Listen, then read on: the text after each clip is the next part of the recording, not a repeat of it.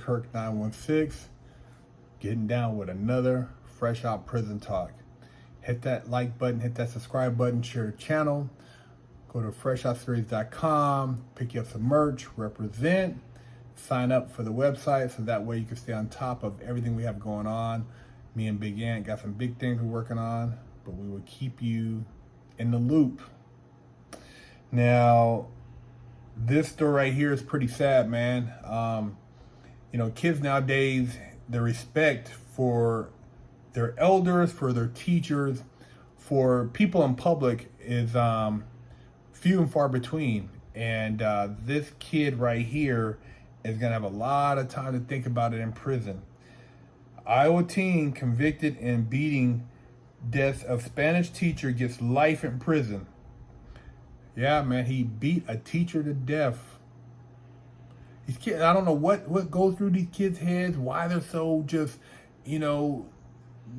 non-conscious of their actions. And well, I do know. It's the parenting, it's a lot of social distractions, social things going on that have these kids like riled up in a state of just like almost like psychosis, where they get into these trances and do things and then don't realize why they even did them.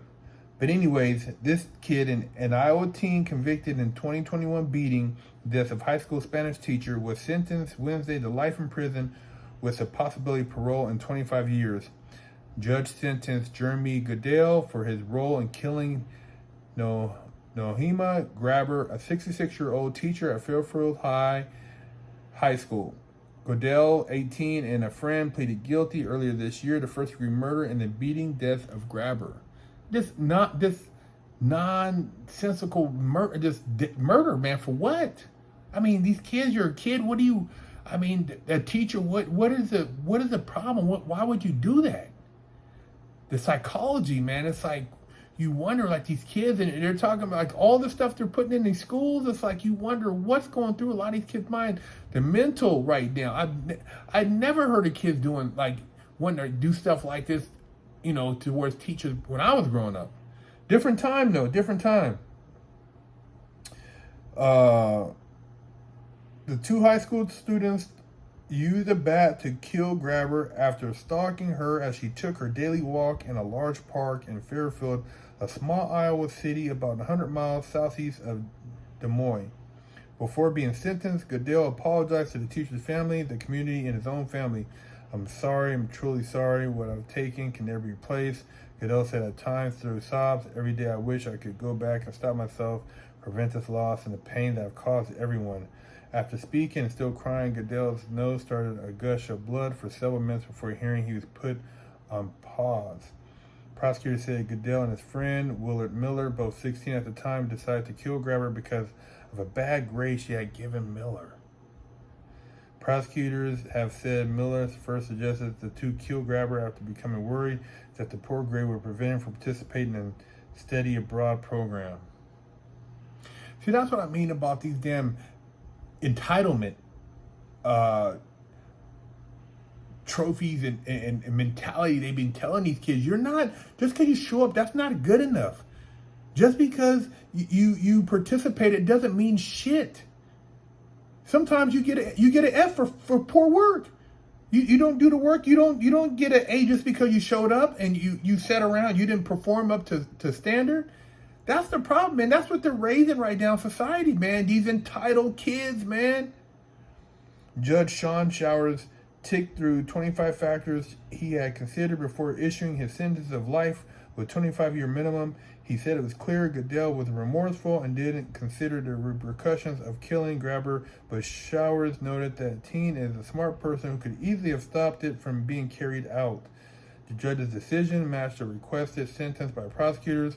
Goodell's lawyer has said he should be sentenced to life with no mandatory minimum sentence before he is eligible for parole. The two students were charged as adults, but because of their age, they were not subject to an Iowa requirement that those convicted of first-degree murder serve a mandatory life without parole.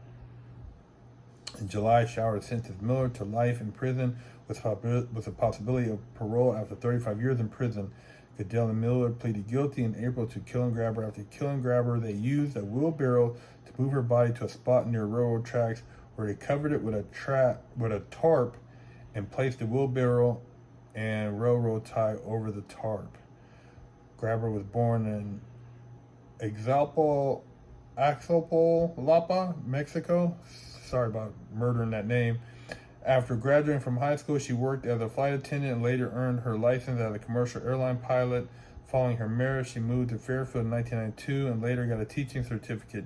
She had worked at Fairfield High since 2012. Her husband, Paul Grabber, died of cancer after his wife's death. The couple had 3 children, man. Sad, man. Speaking before Goodell was sentenced, 10 members of Grabber's family gave victim impact statements or had statements read by court officials. During those statements, Goodell appeared to struggle to maintain his composure and hold back tears. Tom Grabber, the brother of the victim's husband, Paul, said the killing devastated their family and has hastened his brother's death. He said Goodell sounded and looked remorseful in his court statement, but he questioned the authenticity of those statements. I must say, your actions to me undercut that, Grabber said. You're now an adult, you're over the age of 18, and yet you have your counsel to represent you, arguing on your behalf to escape punishment for this horrific crime. That doesn't sound like remorse to me. KCCI TV reported that Grabber added, murdering a teacher to avoid an F. That was apparently enough for you to go along with the crime.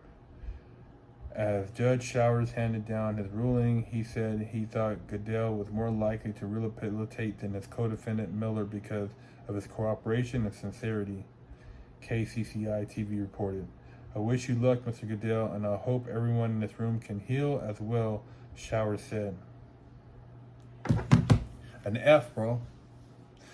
He got an F in school, so he murdered his teacher.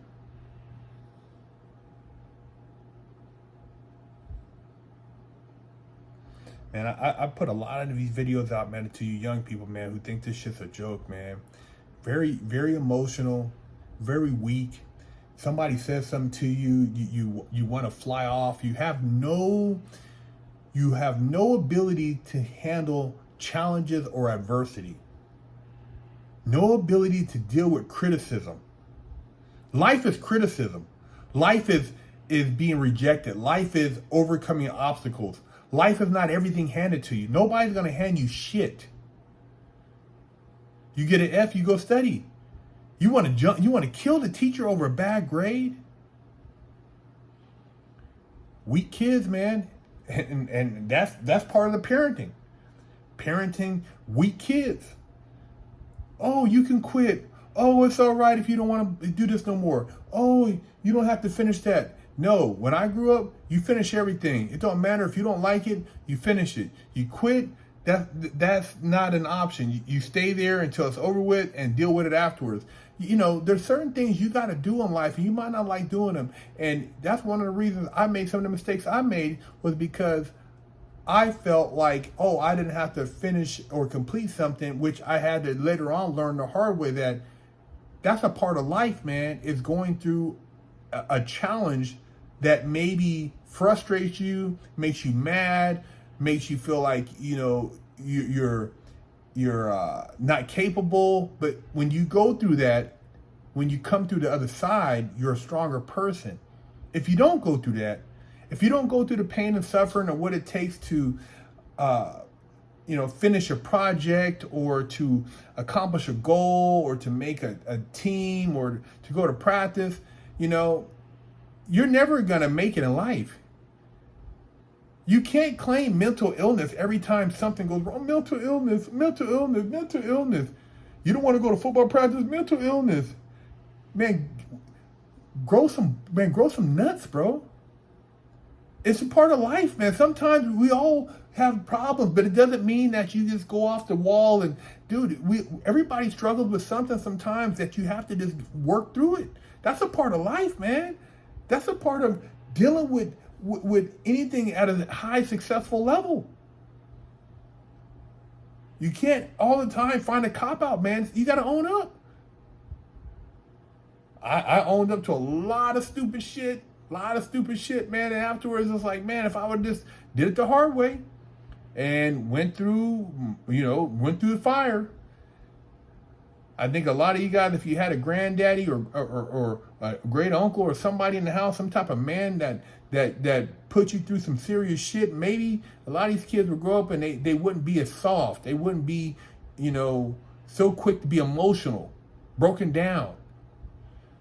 And it's real talk, man. I know a lot of people want to hear it. Oh, man, look, this kid right here broke down over a grade and killed somebody. You can't tell me that don't have nothing to do with the parenting and teaching your kid how to have, some type of rebuilding skills, skills that teach you that's going to make you a better person down the road. You're not going to win at everything. Some things you might not be that good at, but you don't know until you try those things, and those challenges make you a better person in other areas. This lady, man, went through all that to become who she was living in a small town, doing her thing, helping people, and now she's no longer here. Why would something like that happen to a person like that, man? Why?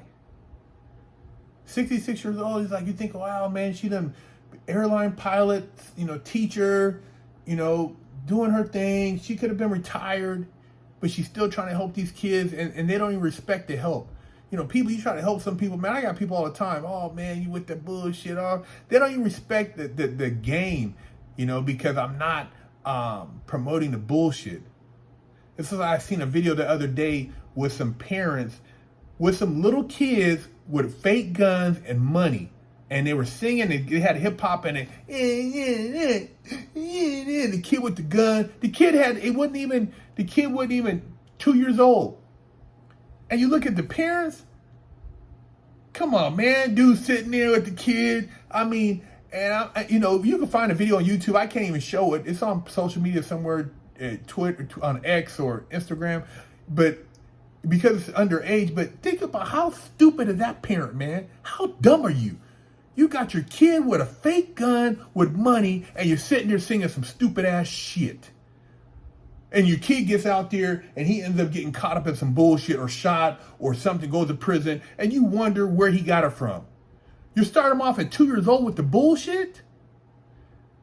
And then I seen another video where the kid, 2 years old, baby, and it's already doing math. It can't even talk, and it's doing subtraction, division, multiplication. But then you got this over here with the kid with the gun, and they're going to blame whatever happens to that kid on probably something racial. But you're teaching a kid to have this gun and dance around with the money. What type of bullshit foundation is that, man? Some of these people, man, I don't even know how they even... You got to wonder, man, like some of these people, man, parenting, wow, man, I mean, I don't even know how to even put this out, man, but it's like when I see some of these women, who would even put their thing up in this woman to have a kid, to produce something, to give it that type of future? Why would you do that? And then if you knew a dude who's on some bullshit, why would you have a baby with that dude to produce that bullshit?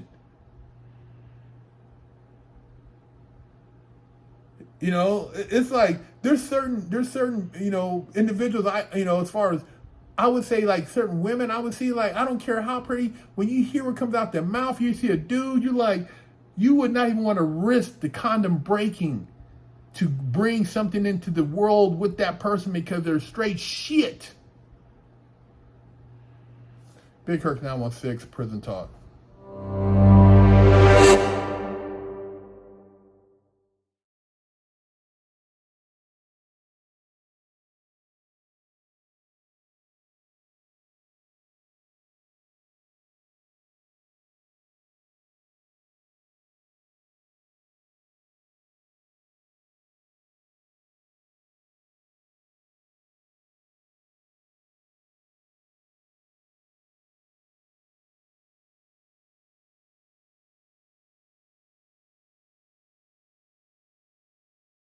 What up?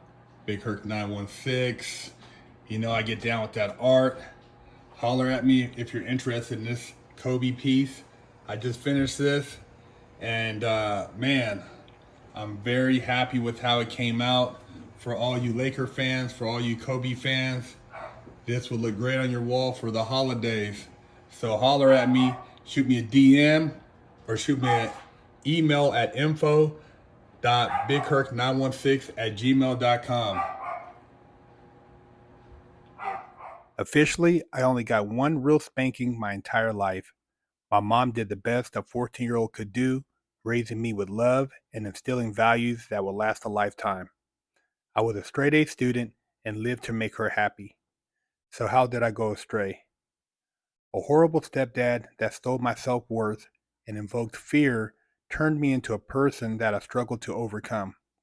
From skateboarding to selling drugs, gang banging in juvenile hall, I got caught the same way many young promising men get caught up.